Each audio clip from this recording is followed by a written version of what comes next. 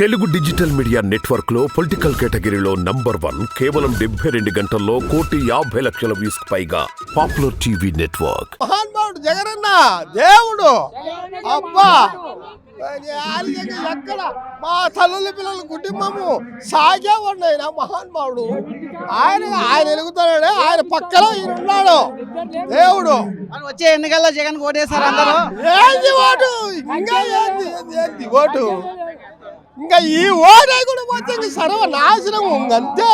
మహానుభావుడు అన్నం పెట్టుకోకుండా వాళ్ళకి ఏమెత్తావు. మాకు ప్రతి ఒక్కటి ఇంటికాడికి వస్తాడు. ఒక పనికి పో, వాటికి పోవాలని వాలంటీర్లు ఉన్నారు, రెడీకి తెచ్చిస్తారు. మహానుభావులు వాలంటీర్లు.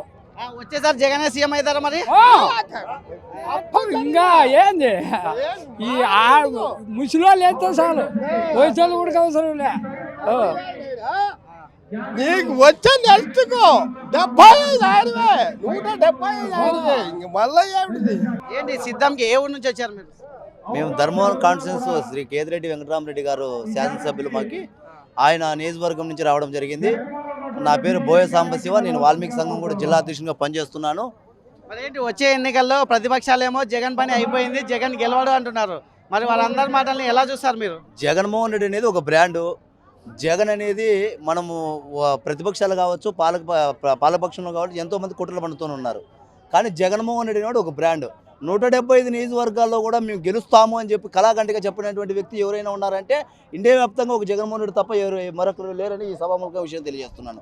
అంతేకాకుండా జగన్మోహన్ రెడ్డి గారు ప్రతి పేదల గుండెల్లో చిరస్థాయిగా నిలిచిపోయినాడు.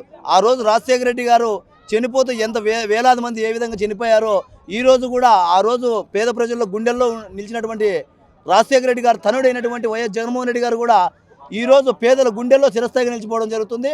అంతేకాకుండా ఈ సిద్ధం ప్రోగ్రాంకి దాదాపుగా 4 జిల్లాల నుంచి కూడా పెద్ద ఎత్తున రావడం జరుగుతుంది. ఈ సిద్ధం ప్రోగ్రాం అనేది మనము ఈ ప్రతిపక్షాలకు ధీటుగా మనం ఈ సమాధానం చెప్పబోతున్నాం భవిష్యత్తులో. అది చిత్తూరు జిల్లా పలమనేరు డిస్టిక్, పలమనేరు తాలూకా చిత్తూరు డిస్టిక్. వచ్చేసారి జగన్ అన్న ఓటేస్తున్నారు మరి?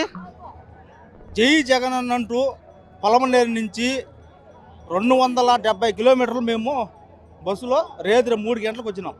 ఎందువల్ల వచ్చినామంటే జగన్ చేసిన మేలుకి, జగనన్న పథకాలకి, దీనివల్ల మేము పలమనేరు నుంచి వచ్చినాము. మాది పలమనేరు పక్కల సంబార్పూర్ విలేజ్. సంబార్పూర్ విలేజ్లో 15 ఏళ్ళుగా రోడ్డు లేదు, మట్టి రోడ్డు, గొంతులు. అట్లా ఆ రోడ్డుని ఇప్పుడు తయారు చేసినాడంటే ఒక జగనన్న మాత్రమే. కానీ అందరు చూసేనేమో జగనన్న పని అయిపోయింది, జగనన్న రాడు అని అంటున్నారు. మరి దాన్ని ఎలా చూడొచ్చు? మా వ్యవసాయం భూమి కాడికే రోడ్డు ఉంది. ఇప్పుడు చంద్రబాబు నాయుడు ప్రభుత్వంలో రోడ్డే లేదు, ఇప్పుడు రోడ్డు ఉండాలి. ప్రతి ఒక్క ఊర్లో రోడ్డు ఉండాలి.